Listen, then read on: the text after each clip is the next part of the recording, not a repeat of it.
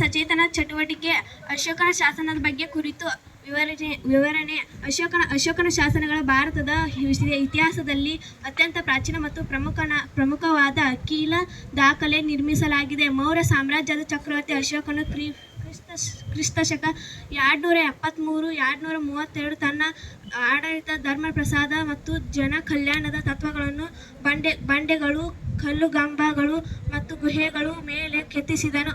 ಇವುಗಳು ಭಾರತದ ಉಪಖಂಡದಾದ್ಯಂತ ಹರಡಿಕೊಂಡಿವೆ.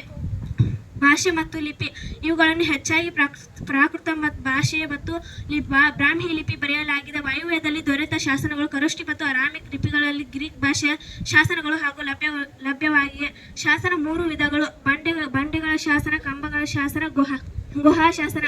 ಕೊನೆಯದಾಗಿ ಬಂಡೆಗಳ ಶಾಸನ. ದೊಡ್ಡ ದೊಡ್ಡ ಬಂಡೆಗಳ ಮೇಲೆ ಕೆತ್ತಲಾದ ಶಾಸನಗಳು.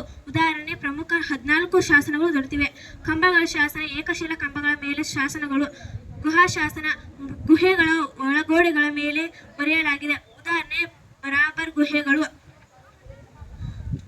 ವಿಷಯ: ಈ ಶಾಸನಗಳು ಕೇವಲ ರಾಜನ ನೈತಿಕತೆ ಅಲ್ಲದೆ ಧರ್ಮ ಮತ್ತು ಸಂದೇಶಗಳನ್ನು ಒಳಗೊಂಡಿದೆ. ಕಳಿಂಗ ಯುದ್ಧದ ಪ್ರಭಾವ. ಕಳಿಂಗ ಯುದ್ಧ ಕ್ರಿಸ್ತಶಕ ಪೂರ್ವ 216 ಭೀಕರತೆಯಿಂದ ನೊಂದ ಅಶೋಕನು ಯುದ್ಧವನ್ನು ತ್ಯಜಿಸಿದರು. ಬೌದ್ಧ ಧರ್ಮದ ತತ್ವಗಳನ್ನು ಅಳವಡಿಸಿಕೊಂಡಿದ್ದರು. ಕರ್ನಾಟಕದಲ್ಲಿ ಅಶೋಕನ ಶಾಸನ. ಮೌರ್ಯ ಸಾಮ್ರಾಜ್ಯದ ದಕ್ಷಿಣ ಅಶೋಕ ಶಾಸನ.